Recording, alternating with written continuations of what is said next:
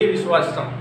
தேவன் ஒரு காரியத்தை சொல்றார், அதை விசுவாசிக்காமல் ஆதாம் ஏவாளும் பிசாசு சொன்ன பொய்யை விசுவாசித்து அவர் கீழ்ப்படியாமை போய் அந்த பழத்தை புசிக்கும் பொழுது, அப்போ போய் பிசாசு சொன்ன பொய்யை விசுவாசித்து செயல்பட்டதுனாலே, அவருடைய வார்த்தை கீழ்ப்படி செயல்படுத்தினாலே அவர்கள் பாவமாகி பிசாசுடைய ராஜ்யத்துக்கு கீழ்ப்படிந்தவர்களாயிட்டாங்க. பிசாசு ராஜ்யத்துக்குள்ளாயிட்டாங்க. பிசாசினிடத்திலே இந்த மனிதனுக்கு கொடுத்த வல்லம் அதிகாரத்தை கொடுத்து விட்டான்.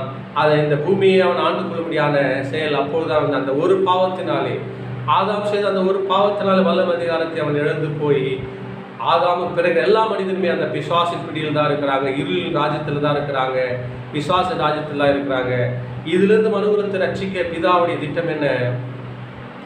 தம்முடைய ஒரே பேரான குமாரனை பலியாக கொடுக்கிறார். ஏனென்றால் ரத்தம் சிந்துதல் இல்லாமல் பாவ மன்னிப்பில்லை. ஒரு மனுஷனுடைய பாவங்களுக்கு ஒரு மனுஷன் ரத்தம் சிந்த வேண்டும். அந்த மனுஷன் பாவம் இல்லாத பரிசுத்தமான மனுஷனாக இருக்கணும். அப்படிப்பட்ட மனுஷன் இந்த பூமியில் இல்லை. ஏன்னால் ஒரு மனிதன் ஆதாம், அவன் மூலமாக தான் மனுகுலம் எல்லாருமே பாவியாக இருக்கிறதுனால, அப்படிப்பட்ட மனுஷன் இல்லாதனால் தேவனை தன்னுடைய ஒரே பிரான குமாரன் இயேசுவை இந்த உலகத்தை அன்பு கூர்ந்து பலியாக இந்த உலகத்தை மீட்க முடியாது கொடுக்கிறார். இந்த இயேசு தம்முடைய ரத்தத்தை இந்த மனுகுலத்தை மீட்க முடியாது சிந்துகிறார். இயேசு இப்போது ரத்தம் சிந்தினார். ரத்தம் சிந்தி பாவத்தின் தண்டனை மரணத்தை ஏற்றுக்கொண்டு மரித்து, மரணத்தையும் பாதாளம் ஜெயித்து உயிர் தேர்ந்து இயேசு ஜீவிக்கிறார். இயேசு என்றைக்கு ரத்தம் சிந்தி மரித்தாரோ, அந்த ரத்தம் சிந்தி மறிக்கும் பொழுது, மறித்து உயிர் தேடும் போது, அன்றைக்கே ரத்தம் சிந்தப்படும் போதே பிசாசுடைய வல்லம் அதிகாரம் அவர்களுக்கு பிரிக்கப்பட்டது.